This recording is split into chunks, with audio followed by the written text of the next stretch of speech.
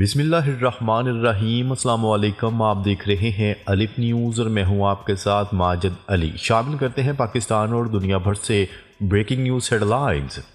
اسرائیلی دھمکی کے بعد غزہ کے قریب امریکی بمبار طیاروں کی پروازیں۔ امریکی فوج نے تصدیق کی ہے کہ اسٹریٹجک بمبار طیاروں نے مشرق وسطی پر پرواز کی ہے۔ امریکی فوج نے پیر سے آنے والی ان رپورٹوں کی تصدیق کی ہے کہ اس کے اسٹریٹجک بمبار طیاروں نے لڑاکا طیاروں کو ایندھن بھرنے کے ذریعے لے کر مشرق وسطی میں پرواز کی ہے، جس کا مقصد خطے میں طاقت کی پروجیکشن کی صلاحیتوں کا مظاہرہ کرنا تھا۔ امریکی سینٹرل کمانڈ نے کہا کہ متعدد پارٹنرز ممالک کی حدود میں لائیو گولہ بارود گرانا مشن کا حصہ تھا، جس کا مقصد ڈونلڈ ٹرمپ اور نیتن یاہو کی جانب سے ایران پر بمباری کی دھمکیوں کے درمیان کسی بھی ریاستی یا غیر ریاستی عناصر کو جواب دینے کی صلاحیت دکھانا تھا۔ غزہ کے قریب یہ پروازیں ایسے وقت میں سامنے آئیں جب اسرائیلی وزیر اعظم نیتن یاہو نے دھمکی دی کہ حماس کی جانب سے تمام قیدیوں کو رہا نہ کیا گیا تو جہنم کے دروازے کھول دیے جائیں گے۔ ان کا کہنا تھا کہ ہمارے پاس ایک مشترکہ حکمت عملی ہے اور ہم ہمیشہ اس حکمت عملی کی تفصیلات عوام کے ساتھ شیئر نہیں کر سکتے۔ یقینی طور پر اگر ہمارے تمام یرغمالیوں کو رہا نہ کیا گیا تو جہنم کے دروازے کھولے جائیں گے۔ نیتن یاہو نے امریکی صدر ڈونلڈ ٹرمپ کی بعض گشت سنائی، جنہوں نے گزشتہ ہفتے کہا تھا کہ جہنم کے دروازے کھلے ہوں گے اگر حماس نے جنگ سے پہلے 7 اکتوبر 2023 کے حملے میں اغوا کیے جانے والے درجنوں باقی قیدیوں کو رہا نہ کیا۔ خبر کے اگلے حصے میں بات کرتے ہیں یوکرین اور یورپ کے درمیان امریکہ اور روس کے درمیان مذاکرات ہو رہے ہیں۔ 3 سال قبل کرملن کے یوکرین پر مکمل حملے کے بعد دونوں ممالک کے درمیان پہلی بار اعلیٰ سطح بات چیت کے لیے امریکہ اور روسی حکام نے سعودی عرب میں ملاقات کی۔ امریکی وزیر خارجہ مارکو روبیو اور روس کے وزیر خارجہ سرگئی لاروف نے دیگر اعلیٰ حکام کے ساتھ منگل کی صبح ریاض کے دریا محل میں ملاقات کی۔ ان مذاکرات میں، جس میں یوکرین میں جنگ کے خاتمے کے لیے راہ تلاش کرنے کے امکانات پر تبادلہ خیال کیا گیا، نہ کیف اور نہ ہی یورپی نمائندے شامل تھے۔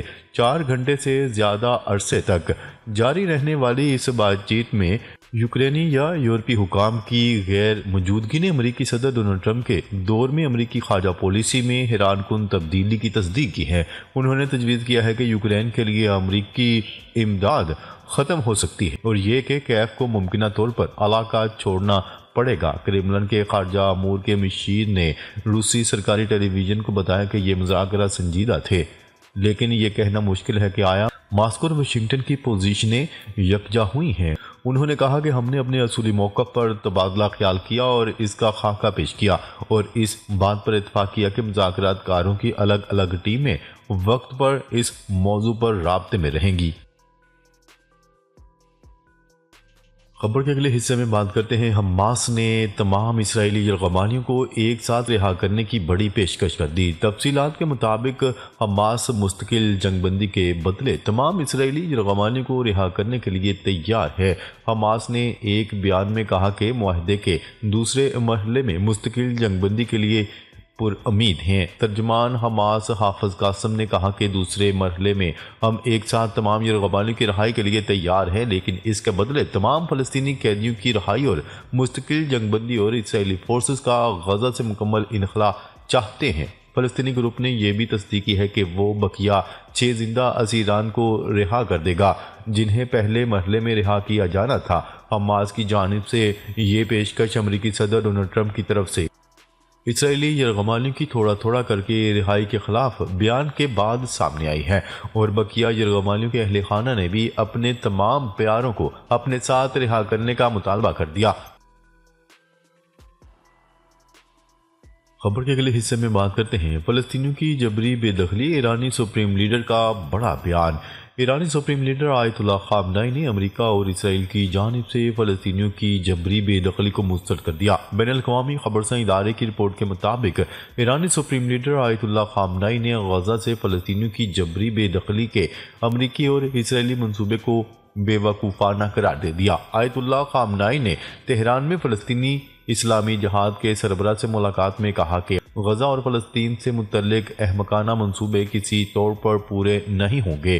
واضح رہے کہ اسرائیل نے مقبوضہ مغربی کنارے میں فلسطینیوں کو بے گھر کرنے کے ساتھ ساتھ آبادی کے توازن کو تبدیل کرنے کے لیے یہودی آباد کاری کے منصوبے کو عملی طور پر شروع کر دیا۔ الجزیرہ کی رپورٹ کے مطابق ایک اسرائیلی این جی او کا کہنا تھا کہ اسرائیل نے مقبوضہ مغربی کنارے میں تقریباً 1000 اضافی آبادکار گھروں کی تعمیر کے لیے ٹینڈر بھی جاری کر دیے ہیں۔ دستاویزات کا حوالہ دیتے ہوئے پیس ناؤ واچ ڈاک نے کہا ہے کہ یروشلم کے قریب افراد بستی میں 974 نئے ہاؤسنگ یونٹ کی ترقی کا منصوبہ ہے۔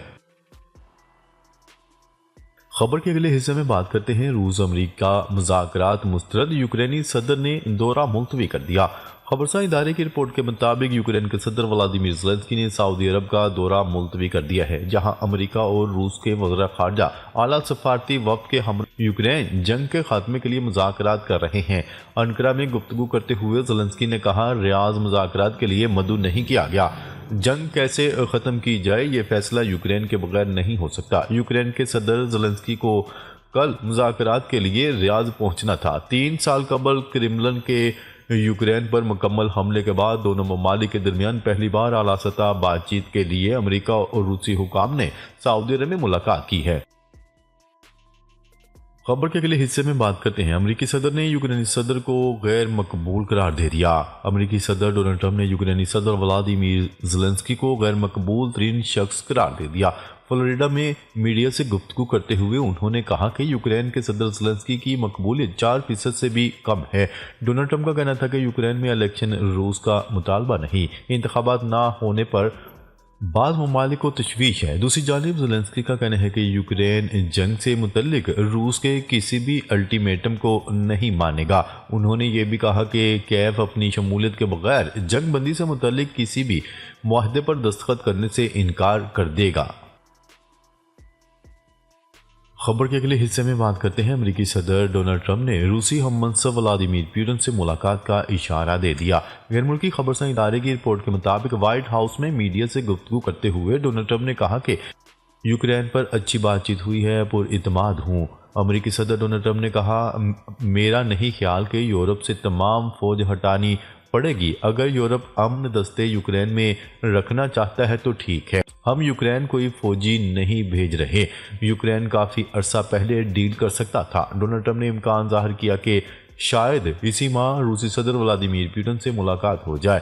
ان کا کہنا تھا کہ یوکرین کے صدر زیلنسکی کی مقبولیت 4% سے بھی کم ہے۔ یوکرین میں الیکشن روس کا مطالبہ نہیں۔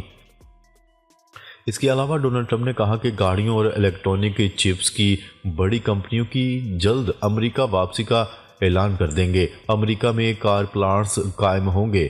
آٹو ٹیرف 25% کے قریب ہوگا۔ واضح رہے، امریکہ اور روس کے درمیان یوکرین جنگ کے خاتمے کے لیے مذاکراتی ٹیمیں مقرر کرنے پر اتفاق ہو گیا ہے۔